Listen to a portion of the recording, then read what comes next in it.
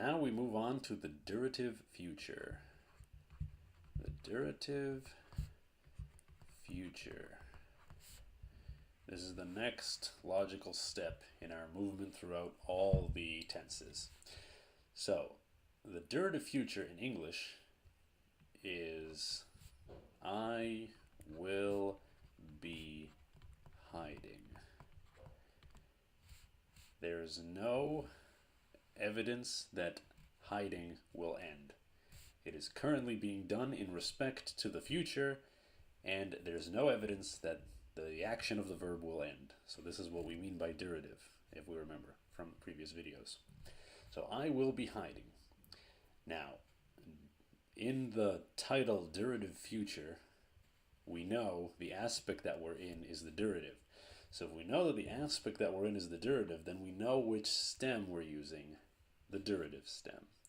So we're going to be using the durative stem. And if we look back into our sequence of tenses, we know that the durative future falls into the primary sequence of tenses. So we're going to be using primary endings, the ones that we saw before. But now you'll say to me, if we're going to be using the durative stem and the primary endings, isn't that exactly the same thing that we just did in the present tense? And the answer is yes. But then you'll say to me, how can we distinguish then between the future and the present? And the way that we do that is through a particle. And a particle is a part of speech, perhaps a ninth part of speech, that doesn't change. It doesn't change. It doesn't decline, it doesn't conjugate, it's always the same. And the particle in question here is tha.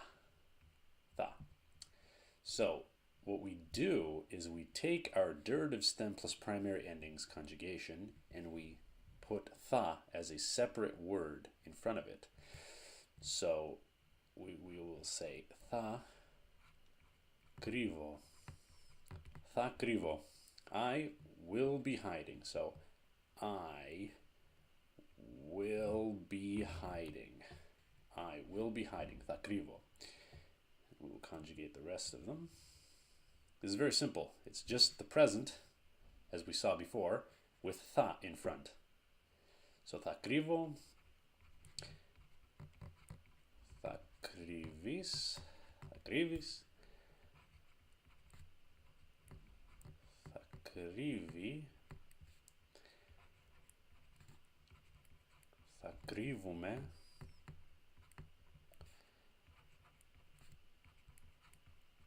tha krivete, and tha krivun.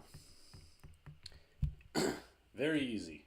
You take the present conjugation and you add tha in front, a separate word.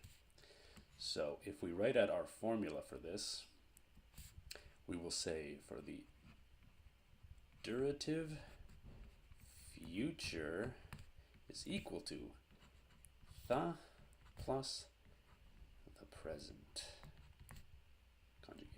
conjugation.